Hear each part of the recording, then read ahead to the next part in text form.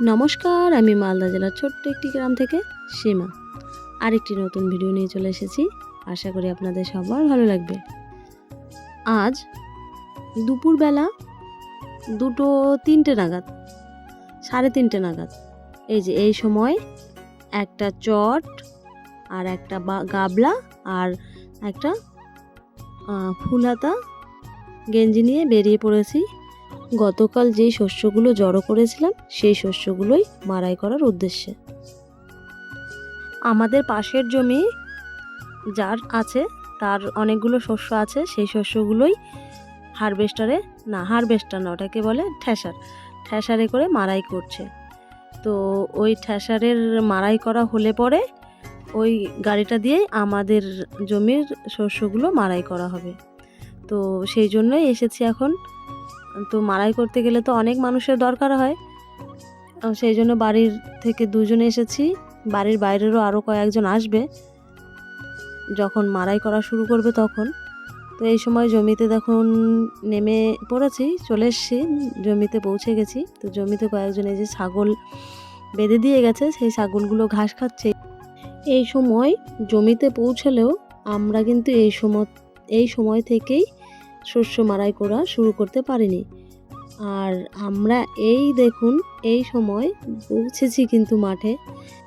আর মাঠের থেকে বাড়ি যেতে যেতে আমাদের রাত 9টা বেজে গেছিলো। তো এই কয়েকটা শস্যর কাটা মাড়াই করে বাড়ি যেতে যেতে রাত 9টা কেন বাজলো, চলুন এখন সেটাই বলি। অপেক্ষা করতে করতে এই যে চোখ ধাঁধিয়ে গেছে। এই সময় একটা শস্য হাতে নিয়ে কি করব বুঝতে পারছিলাম না। ওই শুকনো শস্যটাকেই নাড়াচাড়া করছিলাম, শস্যর কাটাটাকে, সময় কাটছিল না। তারপরে আবার ছোট পাপার সঙ্গে একটু গল্প করে নিচ্ছিলাম। এই দেখুন ও আর আমি কথা বলে নিচ্ছিলাম, কিন্তু সময় কেটেই যাচ্ছে আর গাড়ি জমিতে এসে পৌঁছাচ্ছে না। এতটাই টাইম নষ্ট করেছে। আমার পেছনে যতগুলোই শস্যর কাটা আছে ঠিক ওই কয়টাই শস্যর কাটা।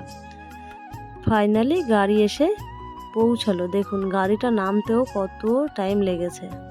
তো এই সময় গাড়ি নামানো হচ্ছিল জমিতে শস্যগুলো মাড়াই করার জন্য। তো খুব আস্তে ধীরে গাড়িটাকে নামালো।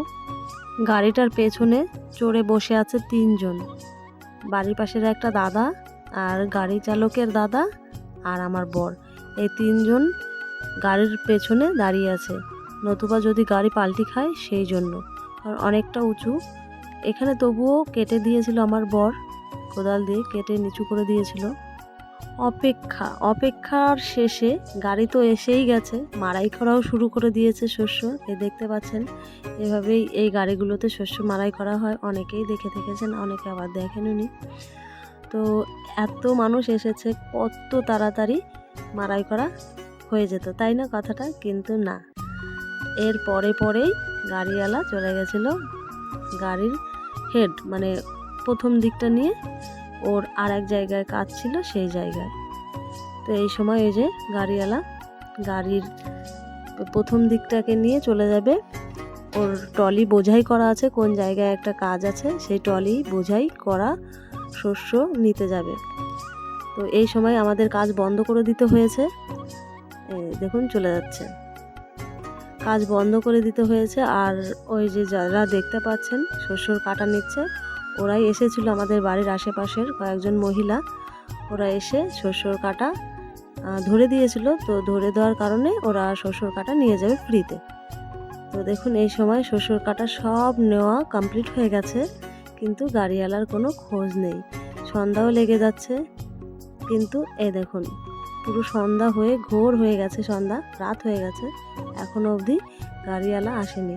তাহলে কতটা খারাপ লাগার মতো পরিস্থিতি গিয়েছে, তো এটা আর বলার মতো নয়। অবশেষে গাড়ি এসেছে, রাত 9টা বেজে গেছে সব কিছু কমপ্লিট করতে করতে। এটা পরের দিন ভোরবেলা। এই সময় বিছনা ছেড়ে উঠেই চলে এসেছি সোজা জমিতে। এই দেখুন কতটা সকালবেলা এসেছি, সূর্যি মামা কেবলমাত্র উঁকি দিচ্ছে ওই যে দূরে গাছের ফাঁকে। এতটা ভোরবেলা এসেছি, কুয়াশাগুলোও দেখা যাচ্ছে, কিন্তু এখনো অল্প অল্প কুয়াশাও পড়েছে। এই সময় এসেছি এই যে শস্যর কাটাগুলো নেব সেই জন্য। অল্প কয়েকটা নেব। আর কালকে যারা যারা এসেছিলো অর্ধেকটা ধরে দিয়ে গেছিলো, ওনারা লাস্ট অবধি ছিল না, বাড়ির মানুষই আমাদের সব করতে হয়েছিল। ওনারা লাস্ট টু ফার্স্ট অবধি থাকতে চেয়েছিল, কিন্তু কি করার আছে, গাড়িওয়ালা না থাকলে ওরা কিভাবে কাজ করবে। তো যাই হোক, আমি ভরে দিয়ে দিয়েছিলাম আর আমার বর নিয়ে এসেছিলো মাথায় করে বাড়িতে শ্বশুর কাটা, অল্প কয়েকটা, আর ওদেরকেই বেশি দিয়ে দিয়েছিলাম।